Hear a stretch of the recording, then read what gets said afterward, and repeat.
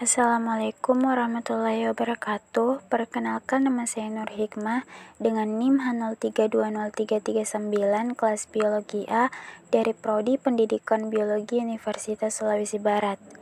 Jadi di video kali ini saya akan membahas tentang 4 artikel ilmiah hewan, tumbuhan, bakteri, dan jamur yang mengkaji hubungan organisme dan faktor lingkungannya.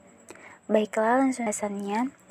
Jadi pembahasan yang pertama berjudul Resiko dan Karakteristik Penderita Toksoplasmosis berdasarkan demografi, keberadaan hewan peliharaan, hygiene, dan sanitasi. Jadi, faktor risiko terjadinya penyakit ini meningkat pada kelompok masyarakat yang memiliki kegemaran makan daging setengah matang, sayur mentah, dan semakin diperparah dengan kondisi hygiene dan sanitasi lingkungan yang buruk, serta keberadaan mamalia yang berfungsi sebagai sumber penularan seperti ternak dan hewan peliharaan.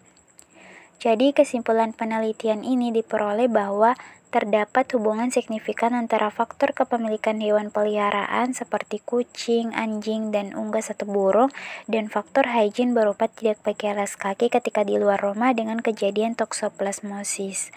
Sedangkan berdasarkan faktor demografi, yaitu usia, pendidikan, dan pekerjaan, dan berdasarkan faktor hygiene dan sanitasi, kebiasaan cuci tangan dan kaki setelah beraktivitas di luar rumah. Pembahasan yang kedua berjudul Struktur Komunitas Tumbuhan dan Faktor Lingkungan di Lahan Kritis Imogiri, Yogyakarta. Lahan kritis di Imogiri selama ini dimanfaatkan oleh masyarakat sebagai pemukiman, hutan rakyat, persawahan, dan tegalan. Pengolahan lahan dan faktor lingkungan yang terbentuk memacu tumbuhan sehingga memunculkan variasi vegetasi yang spesifik. Kurniawan dan Parikesit 2008 menyatakan bahwa kehadiran suatu spesies tumbuhan di tempat tertentu dipengaruhi faktor lingkungan yang saling terkait satu dengan yang lainnya, antara lain seperti iklim, edafik atau tanah, topografi, dan biotik. Persebarannya secara tidak langsung dipengaruhi oleh interaksi antara vegetasi itu sendiri, suhu, kelembaban udara, fisik kimia tanah. Hal tersebut menimbulkan kondisi lingkungan yang menyebabkan hadir atau tidaknya suatu spesies dan tersebar dengan tingkat adaptasi yang beragam. Yang ketiga berjudul Kepadatan Bakteri Coliform di Sungai Segadong, Kabupaten Pontianak. Menurut Veliatra, tahun 2002, pengaruh limbah rumah tangga seperti feses atau sisa makanan lainnya masih mendominasi sebagai faktor penyebab pencemaran lingkungan air. Lokasi pemukiman padat penduduk dengan kerapatan penduduk yang tinggi, jarak antara satu rumah dengan rumah yang lain sangat dekat. Jarak antara pembuangan limbah rumah tangga dan penampung feses dengan sumber air cenderung berdekatan, serta kebiasaan penduduk di tepian sungai membuang urin dan feses secara langsung ke sungai menyebabkan terjadinya pencemaran bakteri coliform. Yang terakhir berjudul Aspek Lingkungan sebagai Faktor Penentu Keberhasilan Budidaya Jamur Tiram Pleurotus sp.